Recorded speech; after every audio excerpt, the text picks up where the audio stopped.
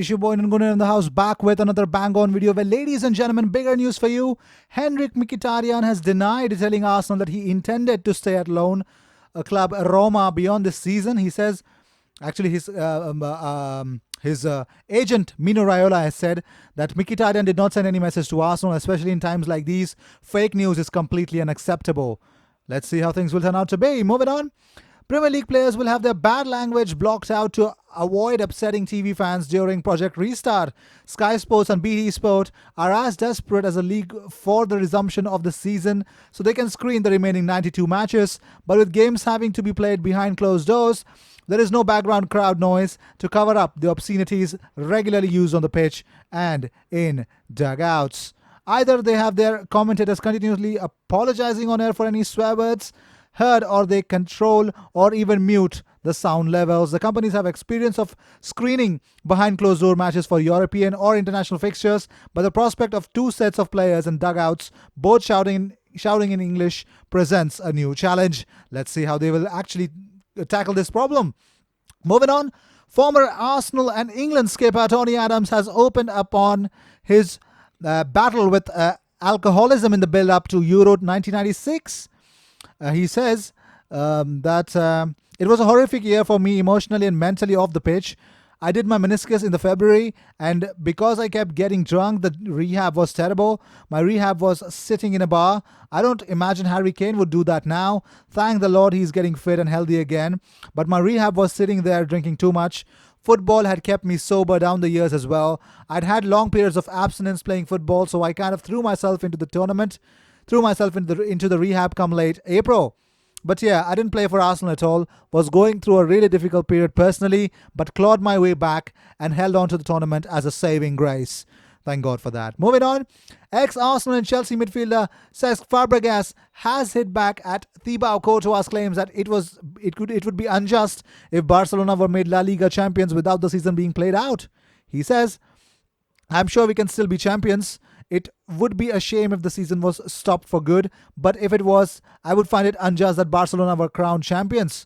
Well, this is what Courtois said. In Barcelona, they might find it logical, but I don't. They draw and lost to us, and we showed that we were the better team, even if they are 2 points ahead today.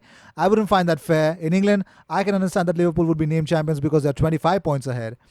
Either way, we play it all or we don't finish, but then we don't designate a champion. To which Fabregas reverted. He said, everyone defends their own interests. At Monaco, we have been left without Europe next year. But if La Liga stopped, as it has done in France, Barcelona would be worthy winners. We're not stopping because we like it. We're doing it for an unavoidable cause. Well, moving on. Well, Jason has been the best central midfielder in South American football alongside Bruno Guimaraes last year. His time at Roma did not reflect his quality. However, Flamengo are the richest club in South America and don't need money right now. So if Arsenal want him, they will need to pay the amount of money that they're asking. Flamengo would be asking. Moving on. Bert Leno has spoken about Mesut Ozil. He says he is the best passer at the club. In the last season, he didn't make too many assists, but he plays many passes before the assists to put his teammates in good positions. Many people don't see this. When you're with him every day, you can feel how important he is. Well, moving on.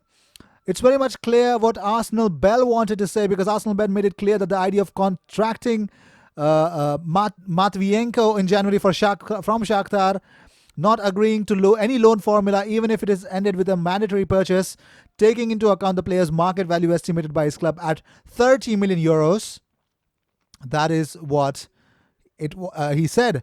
But moving on, a source with an understanding of Fraser's situation has told that a deal is all but done between the Scotland international and one club, and we don't know where that club is. Let's see. Let's hope that if it is Arsenal, it's going to be the best thing happening. I think it's Arsenal. I feel it is Arsenal. Moving on. Well, according to certain footy headlines and definitely certain reports, this is going to be the Arsenal 2020-2021 home shirt. It looks classy to me. Yeah, it does look classy, but I think I don't like the collar. You know, the collar currently at the home jersey that we wear right now. I love the collar in that, but this one, I don't know. It just doesn't feel right. Well, moving on. Well, as per Athletic, a key metric Francis Kagigao uses for scouting players is their gait. Poor gait is something that isn't easy to fix. It restricts a player's ability to receive and utilize the ball in different situations from multiple angles. Hence, the biggest reason why Ainsley Maitland-Niles isn't a midfielder, because he is not having a very strong and a very flexible gait. Well, moving on, the biggest news that you guys really want to know and you should know is Liverpool are set to test Bukayo Saka's resolve. Let's talk about Arsenal's resolve with a bid for Bukayo Saka. The youngster's contract expires in 2021 and the Red Devils are hoping that they will lead to a cut price transfer. And also Borussia Dortmund are lurking to sign Bukayo Saka or their club. Let's see if Arsenal make him sign a new deal. If that happens, it's going to be huge. Moving on, Gary Neville was asked to pick who he preferred out between Harry Kane and Thierry Henry. He simply gave a one-word answer: Henry. What sort of a bullshit question was this? But moving on, Arsene Wenger has tipped Kylian Mbappe to become the best player in the world. He said, Lionel Messi, we've never seen players like that who can absolutely be creative in any tight situation. These players are now getting and coming to an end. Ronaldo and Messi. It's now about the next generation, and the next generation may be French. At the moment, the leader could be Mbappe. Of course, Neymar, we know. Well, Unai Emery has backed Dani Ceballos to be a key figure in Arsenal squad when the league resumes. He says Dani is a player who has excellent qualities and an incredible mentality. He wants to succeed. For Arsenal, it was a great market opportunity. He played with me, then he was injured and he was out for a long time. When the league resumes, he will certainly demonstrate his qualities again. Well, these were the news of the day. I hope you enjoyed whatever came your way. All the views and news and everything about Arsenal comes on this platform every single day, twice. So what do you got to do? Nothing but subscribe and hit that bell icon, because we're actually trying to reach 4,000 subscribers on our platform, on our channel. If you guys can help me out, it's not much of an ask.